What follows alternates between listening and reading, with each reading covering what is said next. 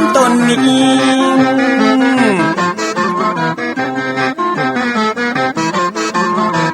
อนุรักษ์ของเก่าล้านนาก่อนกี่เมื่อลูกหลานเฮาตีเกิดมาด้วยกันรักษาของดีเก่าเกลือได้อยู่กู้ถิ่นล้านนาฟังทำแล้วของแผ่วจิตใจเหมือนป่าอยู่ในนาทีล้านน้ำ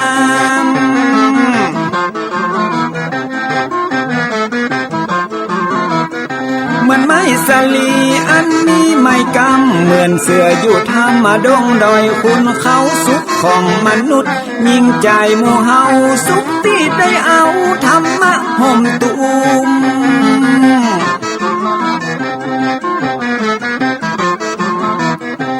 ใจคนใดมีธรรมห่อหุ้มใจคนนั้นจุมใจบ้านเหมือนอยู่วิมานเวียงวังจันแก้วบ่มีในเต้าแล้วน้อง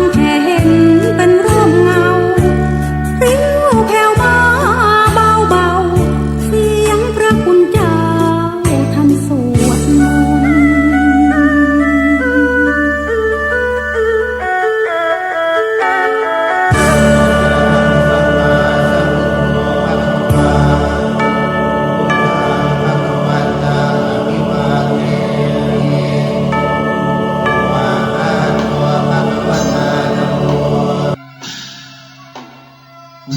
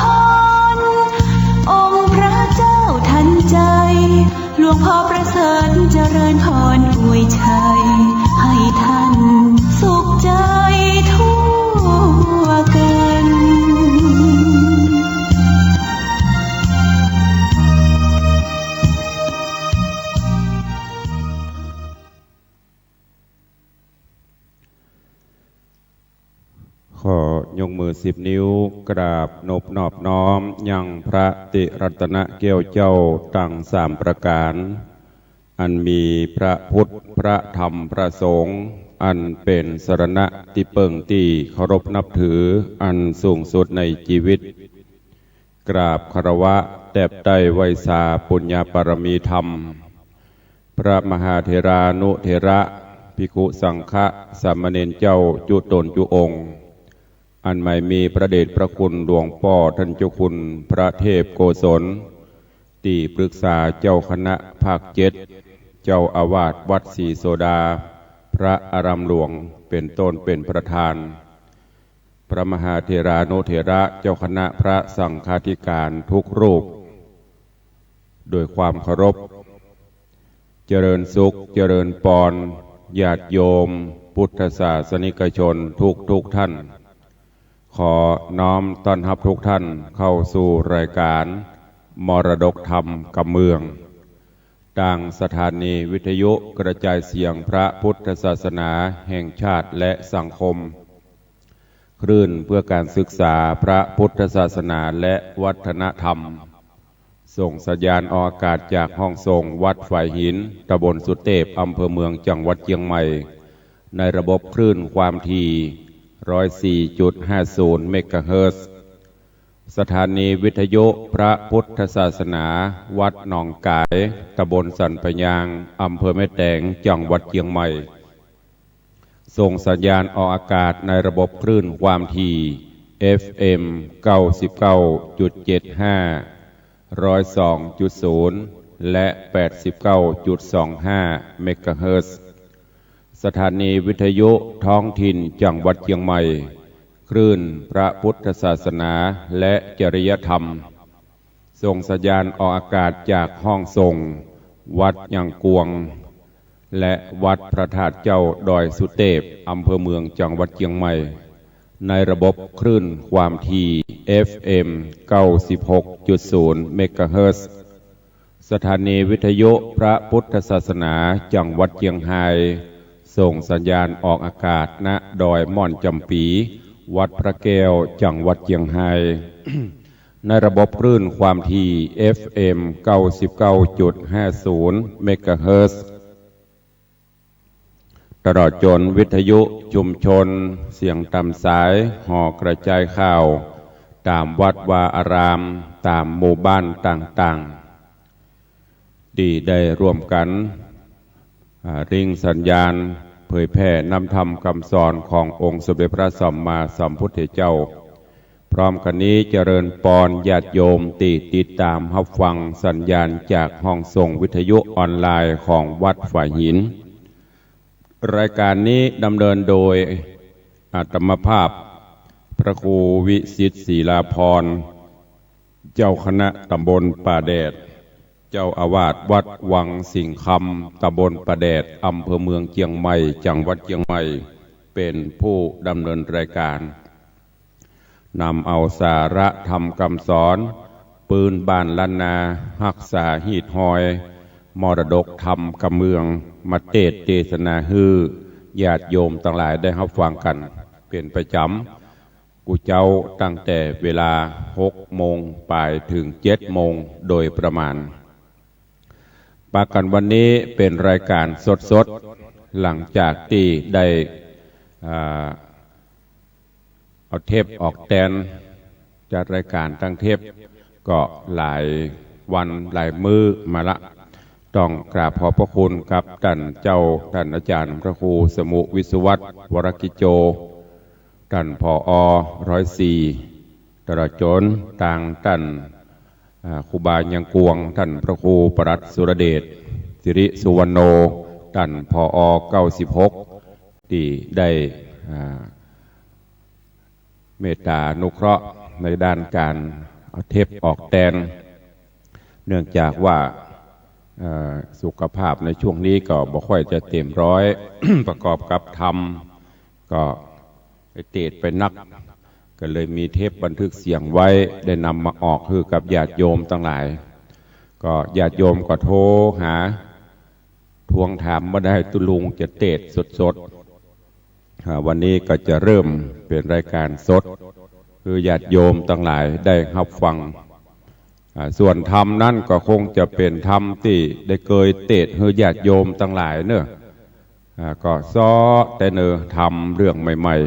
ๆถามทุเจ้าวัดไหนก็จะมีเรื่องเก่าๆที่ได้เตะไปนั่น ก็บ่เป็นหยังเนาะเอาฟังธรรมอันใดก็บางเตื้อเพิ่นว่าฟังแล้วอันไหนที่บ่เข้าใจชัดเฮาจะเข้าใจชัดอันไหนที่ระแวงสงสัยเฮาก็จะได้คลายความสงสัยจิตใจเฮาจะได้เบิกบานแจ่มใสจะได้รู้เรื่องราวต่างๆอันเป็นปุกลาธิฐานธรรมที่ครูบาอาจารย์เปิ่นได้นำมาเรียบเรียงเป็นธรรมะแบบปืนบ้านล้านนาเฮาและรักษาการเทศแบบปืนบ้านล้านนาเฮาไว้ตัวเองวันนี้ก็ต้องขอบพระคุณกับทุกท่านเนอที่ได้ติดตามรายการและกราบขอบพระคุณกับท่านผู้อำนวยการทุกสถานีที่ได้เมตตาถวายเวลาในการออกอากาศตัวเองแล้วก็เดี๋ยวตายเขาก็ค่อยมามาจ๋าเช็คสัญญาณเช็คเรตติ้งกันทำคำว่าใครติดตามตุลุงพ่องบ่ว่าจะเป็นเทปบ่ว่าจะเป็นรายการสดวันนี้นำเอาพระธรรมเทศนาในเรื่องอะลองโขนไก่มาเทศจำให้ญาติโยมทั้งหลายได้ฟังกันแหมเนอะก็ฟังอย่างที่ได้บอกไป บางเตื้อเขาฟังบางตอนก็ไม่ได้ฟังวันนี้ก็มาฟังซ้ำกันแหมก็เจริญปอนญาติโยมเนอะวันนี้เวลาล่วงเลยมันนักละ20 กว่านาทีก็เชิญทุกท่านยามเจ้าตื่นเจ้าอากาศสดชื่นแจ่มใสเบิกบานบางท่านก็กำลังเตรียมข้าวเป่าไฟหุงหาอาหารให้ลูกหลานบางเตื้อก็อาจจะเตรียมเนื้อเตรียมตั๋วไปทำการทำงานวันนี้ก็เป็นวันหยุดโดย ก็ขอให้เป็นวันแห่งความสุขของทุกท่านเนอะโอกาสบัดนี้จะเจริญปอนทุกท่านได้ตั้งอกตั้งใจสดับรับฟังพระธรรมเทศนาปืนเมืองเหนือปฐมฤกษ์ผูกแรกกันแรกตอนแรกในเรื่องของอะลองโขนไก่ผูกที่หนึ่งตอนที่หนึ่งณโอกาสบัดนี้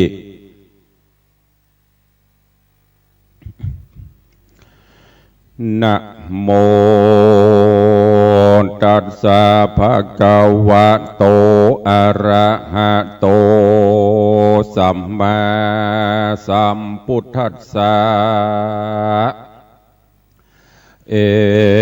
วัมเมสุตังเอกังสัมมายังภังกวาสาวัตถิยังวิหารันโตเจ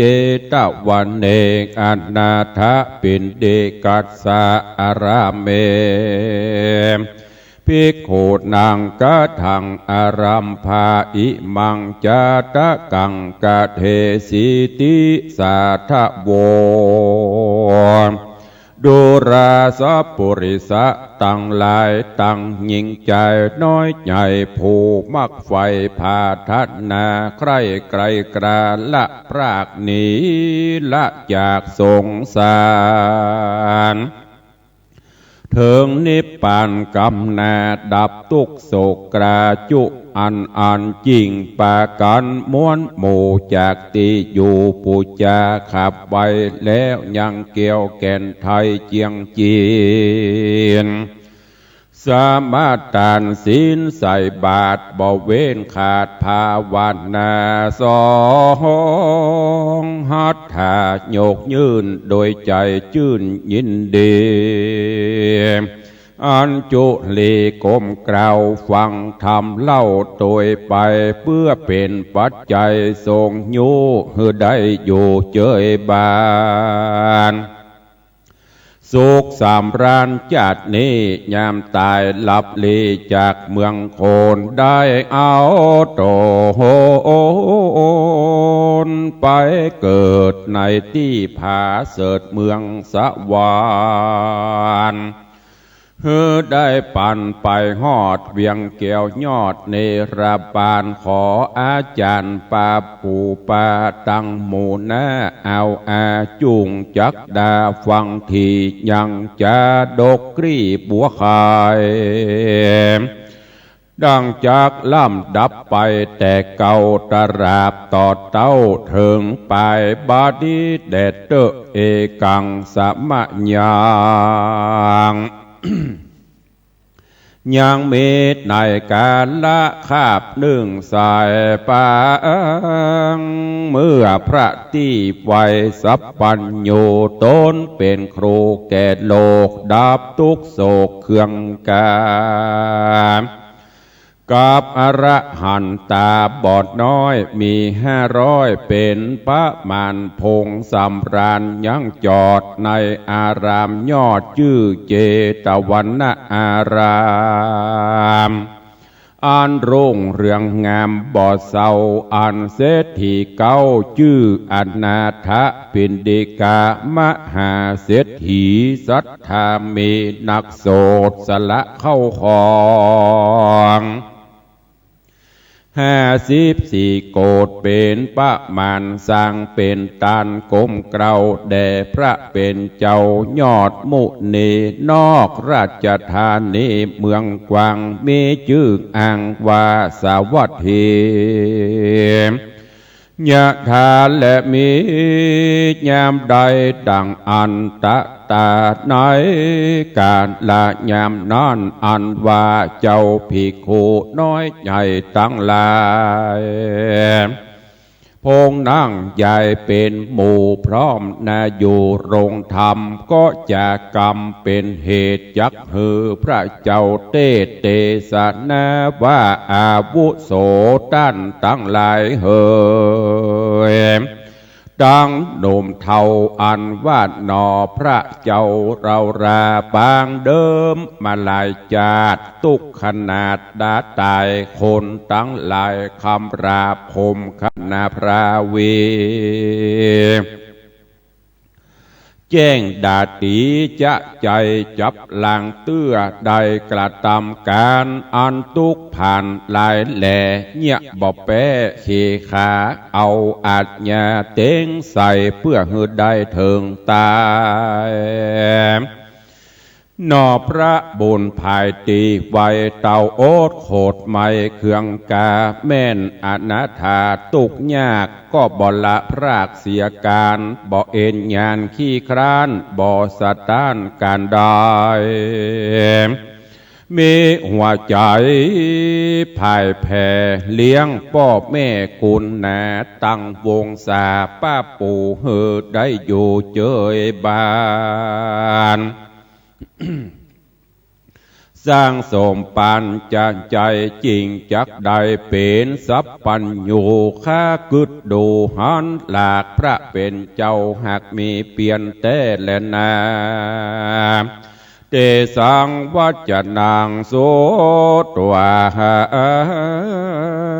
ภะกวาอันว่าพระสัพปัญญูพระพุทธเจ้าตนเป็นปิ่นเกลาติโลกาจา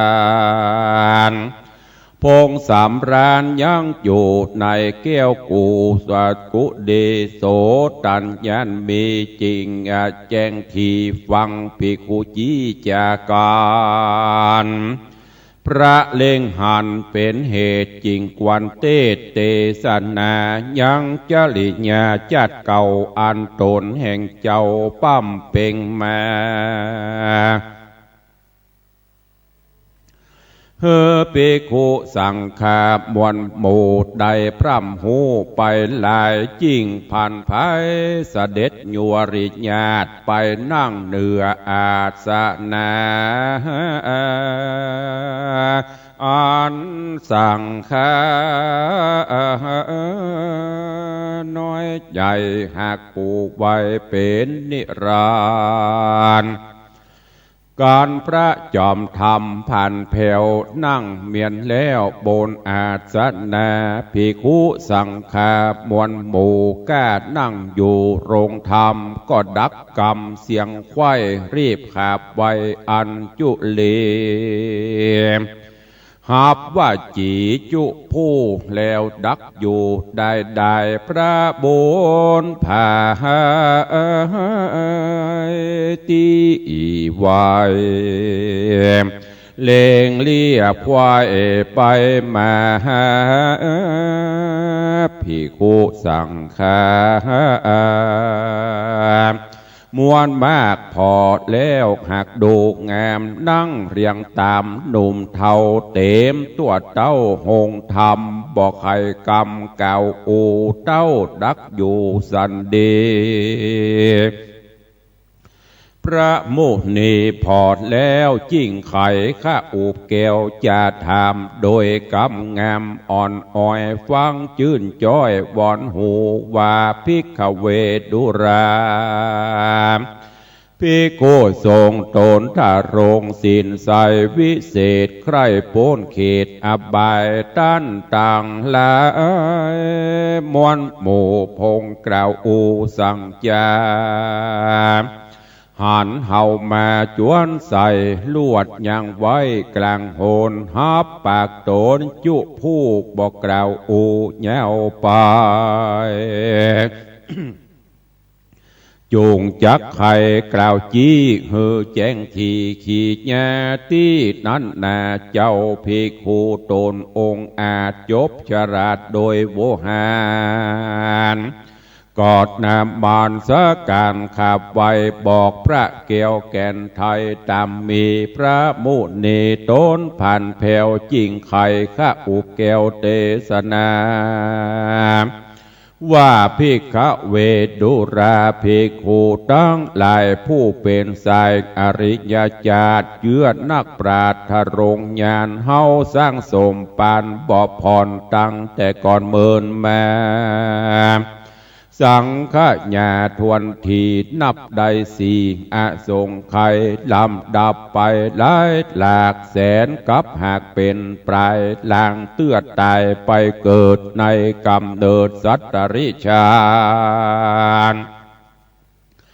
ล้างเตื้อสมปานจองก้องไปเกิดห้องเมืองสวรรค์ล้างเตื้อพันมาเกิดเอากำเนิดเป็นคนล้างเตื้อทารนกันอยากทุกข์ลำบากอนาถาหาวงสาบอดใดบ่มีเครื่องใจเงินคำล้างเตื้อบุญน้ำนองแนวได้เป็นเต้าผาปลามีเตจายศใหญ่สมใจไฟจุประการสุขสำราญข้ามเจ้าบ่หูโศกเศร้ามองขีเต้าว่ามีญาตินึ่งใสเฮายากไรถนัดใจบ่มีวงใหญ่ป่าปูบ่มีที่อยู่เกหาบ่มีวัดถาแผ่นผ้าตุกปั่นบาเบาวินขุดหูดินกว้างใหญ่เอาคนไก่มาห้องนอนก็มีหันและนาการพระพุทธากล่าวเต้านั้นแล้วลวดบ่เจียนจาตินานนะเจ้าภิกขุสังฆา ตนองค์อาจก็อภิวาทนมัสการว่าข้าแด่พระจินนมานเป็นเจ้าอันว่าจะดกเก่าปางลางผู้ข้ายังไปหูขอกล่าวขอพระเก่าอูปันฟังเด็ดเตอะเมื่อนานพระสัพพัญโยตนเป็นครูแก่โลกดับทุกโศกภัยมารจริงจากนิทานจาดเก่าเตสนาแก่เจ้าภิกขุทั้งหลายว่าอา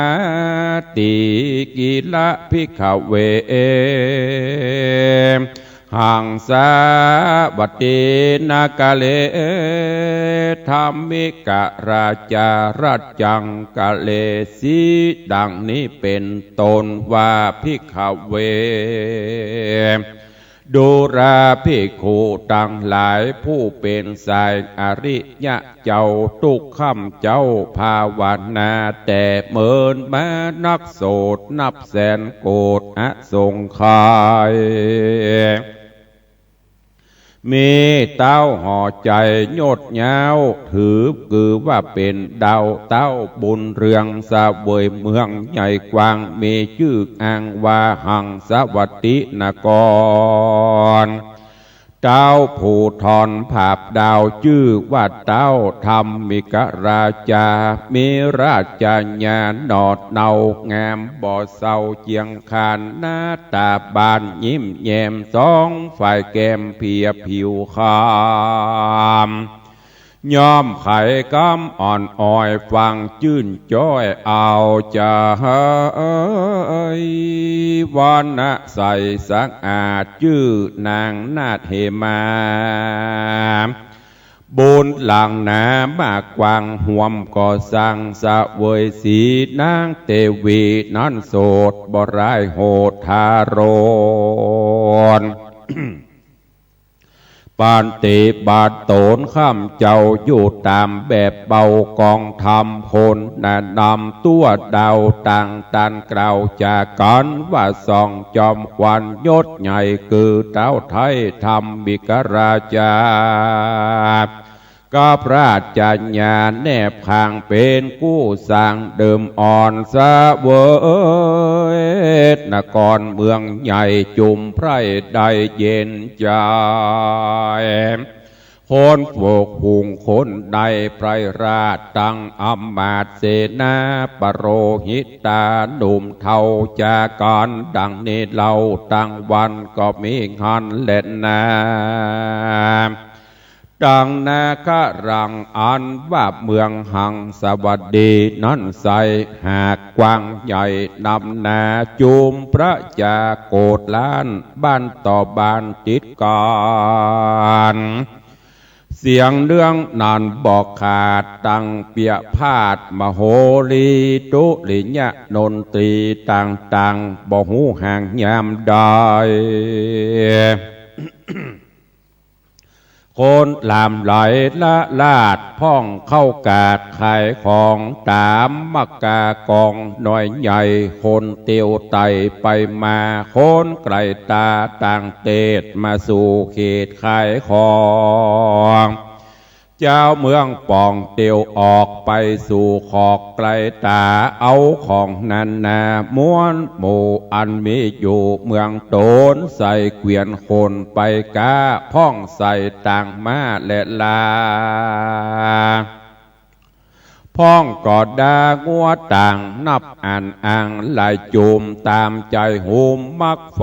จากเมืองใหญ่แดนโตนลัดไผ่โซนเถื่อนทองไปก้าห้องแดนไกลคงเวียงใจใหญ่กว้างคนอยู่สร้างดำนาคนอนาถาก้อนอยากทุกข์ลำบากเครื่องขีก็หากมีบอดน้อยนับหลายร้อยหลายปันพองปากันกล้าพรากออกไปจากเมืองโตนออกเดียวโหสอใสขอเครื่องใจครัวกินพ้องก็มาขุดดินฟันแย่เลี้ยงจ้างม้างัวควายพ้องก็สบายทงเก่าเอวเสาะเล่าของกินพ้องนอนดินมูบมูบ่มีที่อยู่อาศัยพ้องก็ไปหับจางตามต้านอ่างตกปันพ้องภายพันเสาะไสเป็นกับไปเป็นข้าใจกระทำการจูมโคนผ่านมวลหมู่ภัยบ่อยู่ได้ต่างคงขวาเตียวต้องหาเลี้ยงต้องภัยมันเป็นนิรันดร์จะใจบอกขาดใดวันใดเป็นทุกข์ใจหลายหลากตามวิบากมาโจรย้อนเกิดเป็นคนจัดแล้วได้กลาดแกล้วเสียบุญบอดตานู้นใส่บาตรได้เว้นขาดเสียเสียนเป็นอาจินมักบาปใจฮึกหยาบทาโรนเกิดเป็นคนจาดนี้จริงตุกล้ำที่ถนัดใจและนาส่วนเป็นดีมั่งเต้าได้เป็นเจ้าเศรษฐีเข้าของมีนักโสดนับตื้อโกดกันนะนาน้อยคงปารา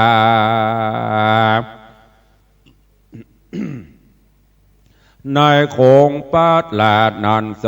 ก็มีบอดไหลเลือดไหลตังหัวควายจ้างมาตังหมู่คาคนในจัดนับไปบอดน้อยมีหลายร้อยหลายปาน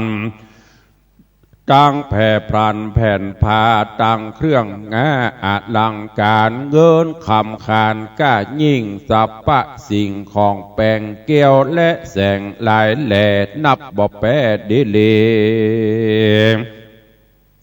หากยังมีบ่อไร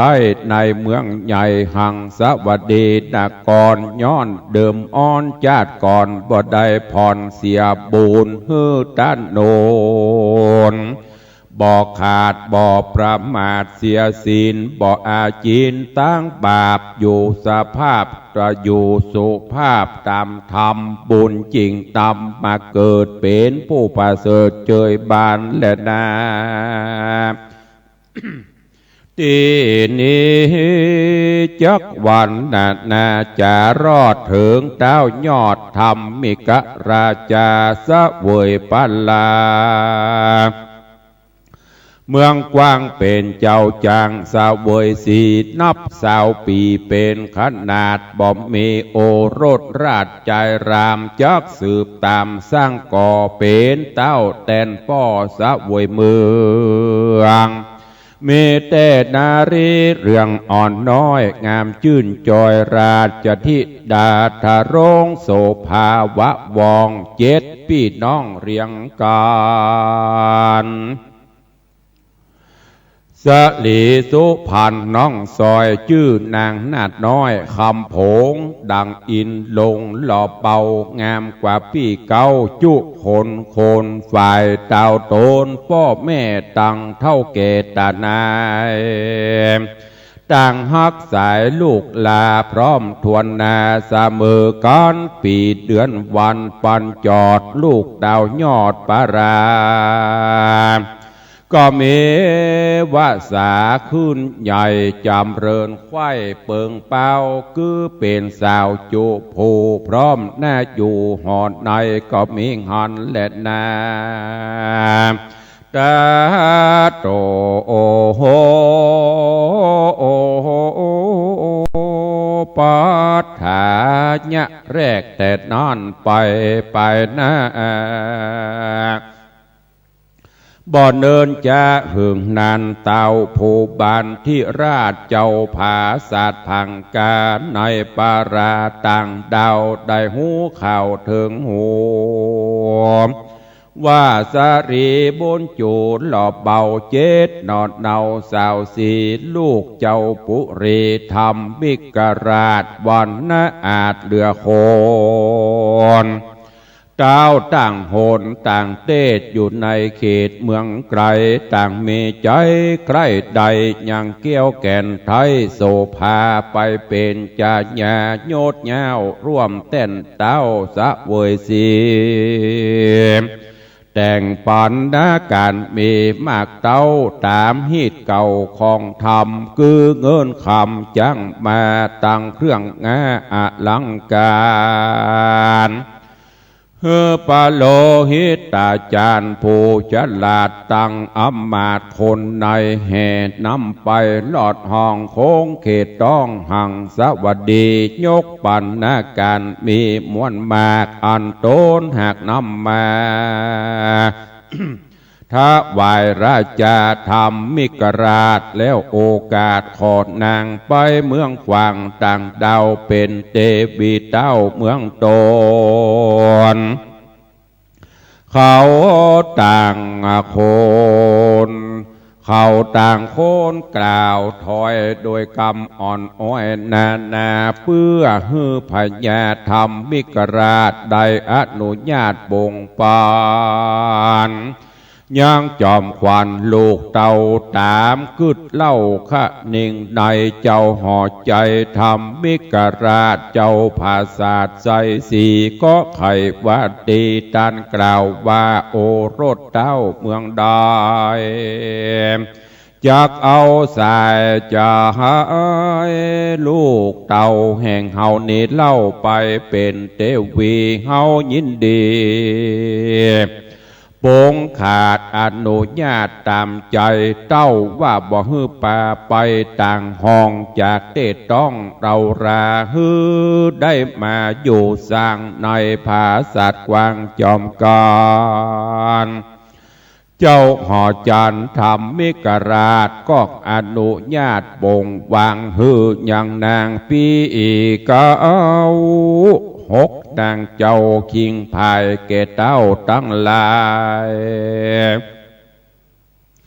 เสียงควายตามมากไฟยินดีเว้นแต่สายสะลีน้องซอยคือนางนาดน้อยคำผงเต้าบ่อโป่งวางขาดเกเต้าที่ราชเมืองใดย้อนสะลีลงไว้ลูกลาพงขึ้นหน้าเป็นสาวดังดอกบัวขาวพงกรีอายุ14 ปีปลายบอกวันสายลูกน้อยจักมีกู้หอยเตรียมคิงเต้าบุญปิงยศใหญ่ขะนิ่งไข่ตามธรรมจริงไข่กำห้ามขาดบ่อนุญาตโป่งปานยังจอมควันลูกลาแก่เจ้าฟ้าเมืองใดก็มีหันและนาเตจนาอันว่าคนตั้งหลายหนุ่มเท่าตั้งอำมาตย์เก้าปโรหิตาจารย์ฟังราชองค์การแห่งเต้าต่างชื่นเย้ายินดี อันจุลีตังเกลาลาเต้าเจ้าไปปันแล้วปากันคืนสู่ยังที่อยู่เมืองโตนรีเรโรโอโตกแต่งตาหามปิมแป้งโบราณปาโรหิตาจันผู้ท้าเอาหาเลิกเล่าวันยามได้เลิกงามยามยอดดิถีปลอดจังไรเป็นวันใจวันโจกกาลละโยกมงคลก็แห่ตนลูกเต้าออกจากเดาปาราลัดดงนาเถื่อนทองมารอดห้องหังสวัสดีนกร แห่งเต้าผู้ทอนธรรมมิกราชคืนภาษาใสสีอันงามดีบ่อเศร้าเพื่อเป็นลูกเต้าเคยเมืองกรรมเต้าบุญเรืองผู้ป้อก่อสร้างต่อปุรีก็มิงหันและนาตะตาน้อยกาดลานอนใส่หน่อพระที่ไว้ทะโรงธรรมบนบอดนำมากกวางพงก่อสร้างสมปานเกิดเป็นใจผ่านอยากไรนอกเมืองใหญ่หังสวัสดีนามมาก่อนมีแน่มาอ่านว่าเจ้าหนอจานสิริกุตะกุมารเป็นตุกผ่านหลายแหล่สามป้อแม่ลูกจอมการถึงยามวันรุ่งเจ้าเข้าป่าเศร้าหาลัวตั้งเครื่องครัวของป่ายามค่ำลาลงแรงตาวันแดงย่อนหอยลับเหลี่ยมน้อยเข้าเขียวจริงปอกเลวคืนสู่ยังที่อยู่เก่งหาเอาของแน่นนอนใส่แอวบันไตและเนื้อแลกพริกเกลือเข้าน้ำบัดตูพร่ำปัจจัยแลกปูอับบุแลกปูใบยามหมากตามเข้าหากจักปานหาบอดตันเลี้ยงใส่ตุกยากไรนำนาถ้าโรงวัดหาพุทธขาดนาไม่มาดขี่มองไผ่บ่ปองไฟอ้างเอาเป็นลูกจังกระทำการย้อนตัวผ่านกันอยากตุกลำบากเครื่องกาบ่มีวงสาพี่น้องอยู่แห่งห้องแดนใดสายวงใหญ่แต่ก่อนก็ลีซ่อนหนีหายเขากลัวไกลไปไกลขอเครื่องใจอาหารยามตกผ่านกันอยากปีน้องหากดูแขวนมีเงินแสนอยู่ห้องจุมพี่น้องมีมาโบราณจะเป็นแกนหากมีแม่นดิลีเล่นนานิธิตังขีญาสังวันนัดนาวิเศษจาห้องเหตุธรรมเตเตสนาอะลองโคนไก่ก็บังกลมสมเด็จสเด็จ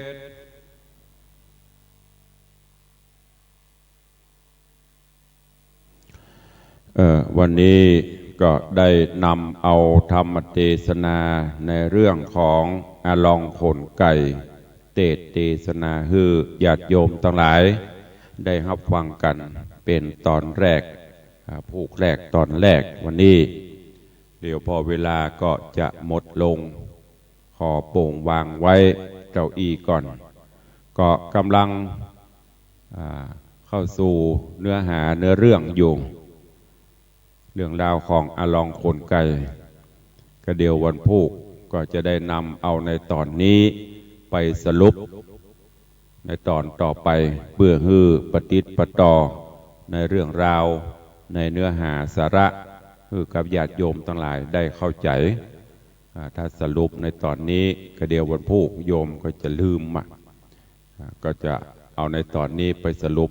ในวันต่อไปเจ้าต่อไปแล้วก็เราจะได้ฟังกันคือมันได้เข้าใจในเนื้อหาสาระซึ่งปฐมฤกษ์ตอนแรกนี้โพธิสัตว์เจ้ากำลังเกิดอยู่กำลังเข้าสู่เนื้อหาสาระเป็นจะได้พ่องในวันนี้เจ้านี้เป็นเจ้าตีรายการสดๆคือกับญาติโยมทั้งหลายได้รับฟังก็บ่ได้ตักตายกันในยามเจ้าห่างหายกันไปหลายแล้วจ้าก็เดี๋ยวจะได้เปิดหน้าไมค์คือญาติโยมได้โทรเข้ามาอู้มาจ่ากันเนอะถ้าจะลืมมนละก็เบอร์โทรศัพท์0817836540ก็เดี๋ยวก็โทรเข้ามาเนอะมีข่าวฝากประชาสัมพันธ์จากดังท่านผอ96ท่านพระครูปรัตสุรเดชสิริสุวรรณโนได้จัด กิจกรรมบวชสามเณรเนอะที่วัดยังกวงจอมสลีบุรีนามนางรั้วก็เชิญญาติโยมเขาเนอะไปร่วมบุญกุศลถวายภัตตาหารหรือร่วมบริจาคในโครงการตามอัธยาศัยเจริญปอนโอ้นึกว่าห่างหายแล้วก็อีกโมทนาสาธุเนอโยมจากแม่ออนแฟนคลับแต่ฟังอยู่ตลอดไม่ได้ห่างหายปฏิไหนเจริญปอนฮัลโหล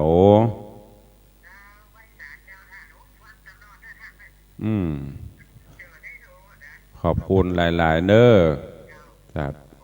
สาธุเจริญปอนวันนี้ลิงสัญญาณกันไล่สถานีถึง96ในเมตตานุเคราะห์ของท่านเจ้าพระครูปรัตสุรเดชท่านผู้อำนวยการก็ลิงยามเจ้าก็ตุลุงก็พยายามประสานกับท่านผอ.ว่าถ้าเป็นไปได้ก็ขอรายการยามเจ้าตลอดเพื่อที่จะได้ปฏิปต่อตอนนี้ต่างท่านผอ.ก็กำลังพิจารณาอยู่โดยผอ. 96ก็รอถ้าได้ก็จะได้ตลอดไปมันจะได้เป็นเรื่องราวปฏิปต่อเจริญปอนนอนอยู่เนาะดีมากเลยเนาะนอนฟังลุกได้ละกะเสียงอยู่ในที่นอนอยู่ เป็นบัดไม่ได้เป็นอำเภอเนาะ ขอบคุณเนอเจริญปอนสาธุแม่น้อยว่าใดฮัลโหล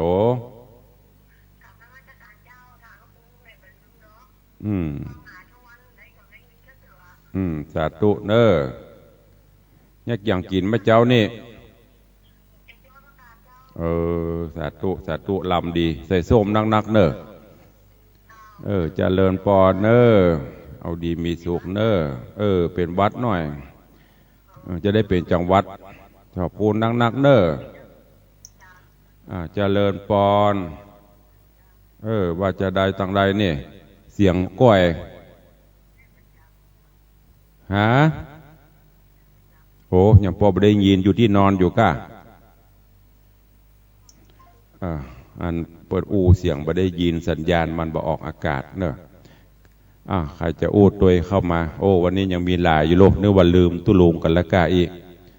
พี่น้องที่ฟังสัญญาณจากสถานีตังวัดหนองกายโซนตังเหนือมีก็กี่ไม่น้อยโทรเข้ามาละหรือว่าตัง96ตัง104ส่วนแมลงนั่นก็จะเป็นตังสถานีปุ่นตังเชียงไฮ้ปุ่นเจ้าเทพไปออกในตอนค่ำตอนเย็นพี่น้องตังเชียงไฮ้ที่ฟังจากวัดพระแก้วเด็กหญิงตาตื่นหรือยังนอนอยู่เนาะห่มพระตวบฟังธรรมเนาะตื่นแต่บรรลุเนาะขอบคุณเนอะจะมาละขอบคุณหลายๆเนอะเจริญปอนฮัลโหล